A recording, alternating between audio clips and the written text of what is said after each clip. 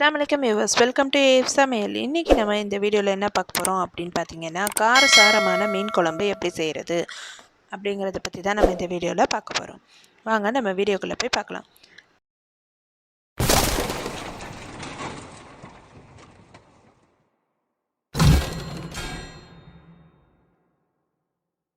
இதுக்கு ஃபஸ்ட்டு ஒரு பாத்திரத்தில் 2 பெரிய லெமன் சைஸ் புளியை வந்துட்டு நம்ம கரைச்சி எடுத்துக்கலாம்.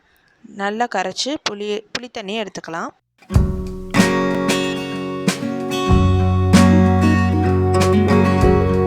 இதோட அரை மூடி தேங்காய் வந்துட்டு நல்லா மிக்சியில் அரைச்சி இதோட மிக்ஸ் பண்ணிக்கிறேன்.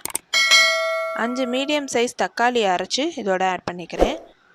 3 ஸ்பூன் மல்லித்தூள், அரை ஸ்பூன் மிளகுத்தூள், அரை ஸ்பூன் மஞ்சள் தூள், அரை ஸ்பூன் சீரகத்தூள், தேவையான அளவு உப்பு போட்டு இந்த மீன் குழம்பு நம்ம தனியாக கரைச்சி ரெடி பண்ணி வச்சுக்கலாம்.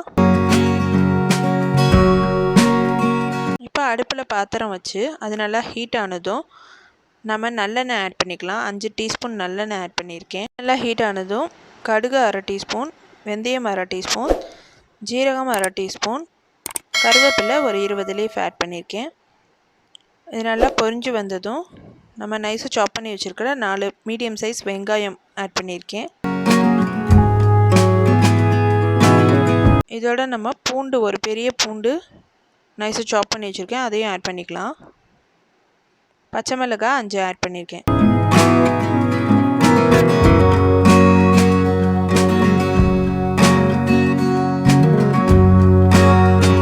இதெல்லாம் நல்லா வதங்கி வரட்டும். வதங்கினதுக்கப்புறம் நம்ம 1.5 டீஸ்பூன் மிளகாய்த்தூள் ஆட் பண்ணிக்கலாம். மிளகாய்த்தூள் வந்துட்டு அந்த மசாலாவில் நம்ம மிக்ஸ் பண்ணாமல் இந்த மாதிரி ஆயிலில் நம்ம மிக்ஸ் பண்ணோம்னா தான் குழம்பு கொஞ்சம் கலர்ஃபுல்லாக இருக்கும் பார்க்க. இப்போ நம்ம கலக்கி வச்ச மசாலாவை இதோட போட்டுக்கலாம்.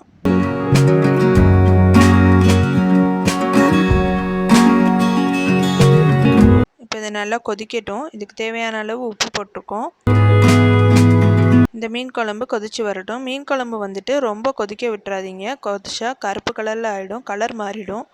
அதுக்குள்ளே நம்ம மீனை ஆட் பண்ணிக்கலாம்.